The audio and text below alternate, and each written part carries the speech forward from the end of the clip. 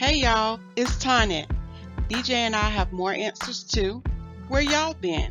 These are our experiences and our opinion. We hope you are being informed, inspired, and entertained. For this look back over the second half of 2022, we reflect on several reunions, a birthday flight, and football fans showing their support. We also share our stance on flying and refundable airline tickets. To get notified of future videos, subscribe to this channel and choose the notification bell. We started July 4th week off in Richmond, Virginia.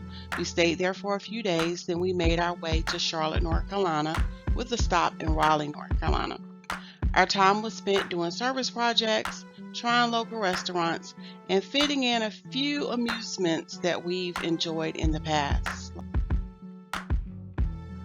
In late July, we traveled to Columbia, South Carolina to participate in a God Leading Our Way or GLOW event in support of one of BJ's sisters. We used this time to build each other up after the recent losses in our family. Then in September, we went to Hilliard, Florida for a Labor Day weekend filled with family and football.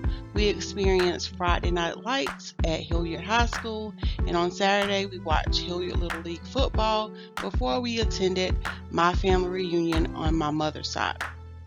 Our next trip has a story behind it.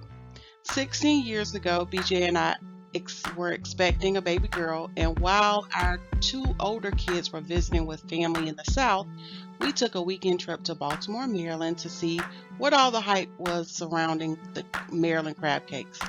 We skipped breakfast daily to start our day with crab cakes, and they were awesome. Well, in 2022, the crab cake baby wanted to fly somewhere for her 16th birthday, and without our influence, one of the places she chose was Baltimore. We thought it would be a sentimental 16, so we made it happen. To reduce costs, we booked a one-way flight from Raleigh to Baltimore. Then BJ dropped us off in Raleigh and drove to Baltimore to meet us. We had a couple of flight delays and a layover in Charlotte, so BJ made it to Baltimore before we did. While in the area, we visited one of the newer museums, and we ran into Gail Bean, the actress, who is also BJ's cousin. We also tried some awesome restaurants and visited one of my friends. Her son kept us busy upstairs while our FSU fans watched FSU football downstairs. A week later, the FSU fans were actually in the stands for an FSU game against North Carolina State in Raleigh, North Carolina. This is the closest it gets for us. Therefore, they were excited to go to the game. Mid-October, our youngest daughter was out on fall break, so we decided to go on a staycation in Myrtle Beach, South Carolina. We managed to find some new places to eat, and we couldn't leave the beach without going to an arcade.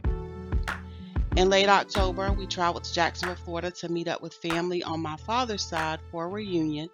This was the second year in a row that we came together to just love on one another. Then in November, we returned to the Florida-Georgia border twice.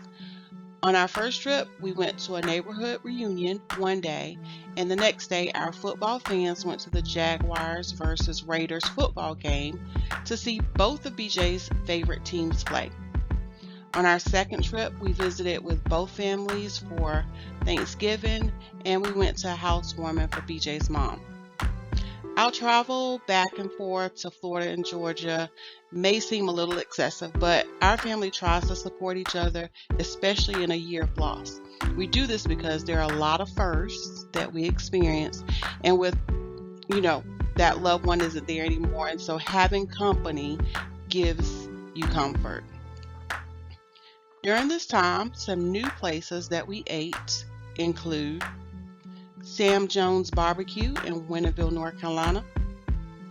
In Washington, North Carolina, we tried Down on Main Street, Grub Brothers Eatery, and Josie's Carnival Treats. We enjoyed Acme Pizza in Holly Springs, North Carolina, Fish House in Apex, North Carolina. Then in Raleigh, North Carolina, we tried Seasons 52 and 42nd Street Oyster Bar. In Cary, North Carolina, we enjoyed Big Mike's Barbecue, Enrico Italian Bistro, Lucky 32, and Noodle Boulevard. In Wilmington, North Carolina, we liked Junction 421 and Two Guys Grill. We also loved Poppy's Chicken Joint in Leland, North Carolina. Then in the Charlotte, North Carolina area, we tried 500 Degrees Pizza, Boardwalk Billy's, the Chicken Box, the Crab Cracker, Los Payasos, Mama Ricotta, Nantes Ice Cream, Sea Level, and Two Scoops. In Columbia, South Carolina, we enjoyed Big Boy's Original Smokehouse. We tried La Bambo, and we enjoyed 929 Kitchen and Bar. We ate Myers Ice Cream Bar in Surfside Beach, South Carolina.